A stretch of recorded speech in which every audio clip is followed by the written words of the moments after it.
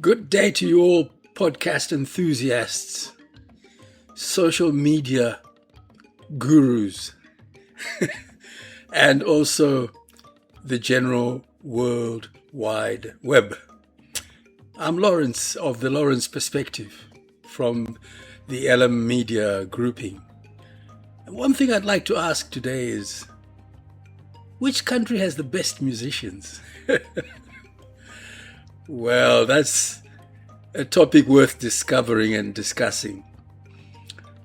However, I will take three particular countries of note: Zimbabwe, Nigeria, and South Africa. Let's start by talking about Zimbabwe. Zimbabwe has had a good history. You have Thomas Mapfumo, Oliver Mtukudzi. These are recent high-powered musicians of great international renown. In the past, you had Leonard Dembo, the Bundu Boys, and also Mechanic Manyeruke, and the other guy who plays bass guitar, Alec Machesu. What a magnificent guy.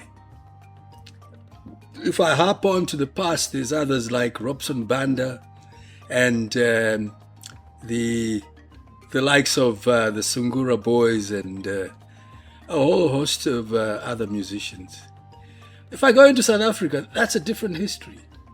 It's a longer history of music. It forms Bakanga, Kwaito, and currently Amapiano. Well, Amapiano is derived from all those music of the background, the past, from the pre-Soweto era, Sophia Town, and then subsequently Soweto, and the likes of Spokes Mashiane, Miriam Makeba, Huma Sekela, and the great big guy, what was his name again? Mahlatini, and the Mahotela Queens. Now, all of that comes into fruition in today's music when you have DJs performing to the ultimate. And this would be guys like Kabda De Small and those two brothers whose name escapes me from time to time. And then you have people who are singers like what's that guy's name again? The other guy, I forget his name. But South Africa, Amapiano represents a wider range of musicians who are so many in number. You know, you've got such a large volume. You've got Kelvin Momo and others. So in a nutshell, that's my knowledge of Amapiano. Nigeria, in the past, they didn't have many musicians. They had Sonny Okusun, Nikolapo Kuti, and that was about it. Nigeria's span of musicians was two. It's different now. You got Pantorankin, you got Wizkid, you got Flavor, you got Yemi Alade, you got Tiwa Savage, Duncan Mighty, or is it Mighty Duncan? Not sure. One of the Duncans anyway. And the number just grows and grows and grows. The question I have for you is, can you really compare the music styles of all these musicians?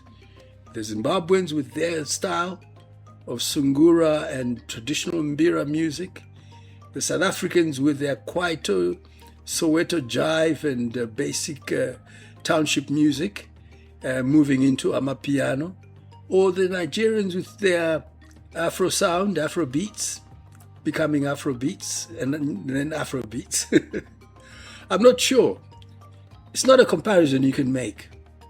But certainly one thing you can now be sure of in today's world, the sound quality of the music is superb. On all fronts, whether you're talking Amapiano, you're talking Afro beats, or you're talking traditional mbira sound, the music is equal in terms of quality. The studios are just as good. The sound systems are fantastic. The guitars, the instruments are world renowned. You can buy a music online. In other words, musical instruments abound. You can buy them online. You can buy the best pianos, the best guitars, the best drums. So the world is a mass with all that sort of thing. However, I'm going to put a clause here. Zimbabwean music is quite unique in the sense that no one else plays the way Zimbabweans play.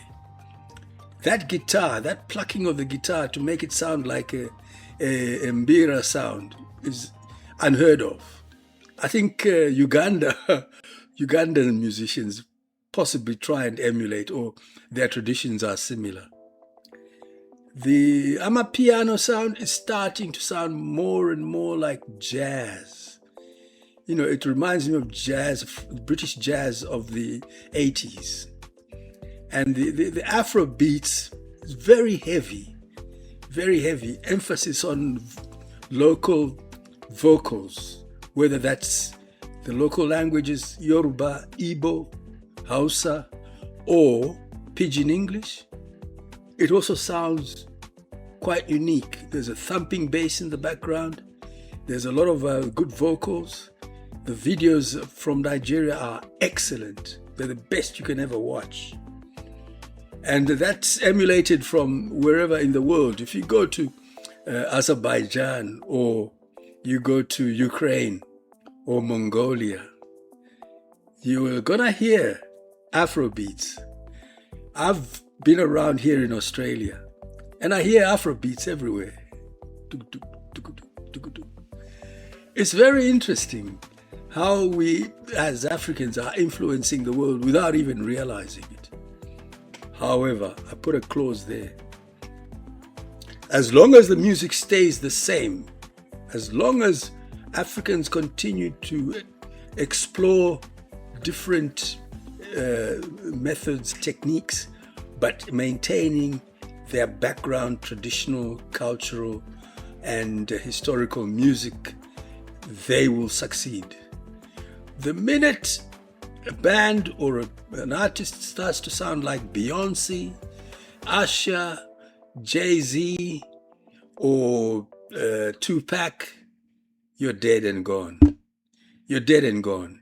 So I say that Zimbabwe, unique music, amapiano, a lot of background piano and, or if you like, jazz influences in the background from the likes of Yuma Sekela, and Afro beats taking its cue from the likes of Fela, with a tradition of very long horn sections and piano sessions.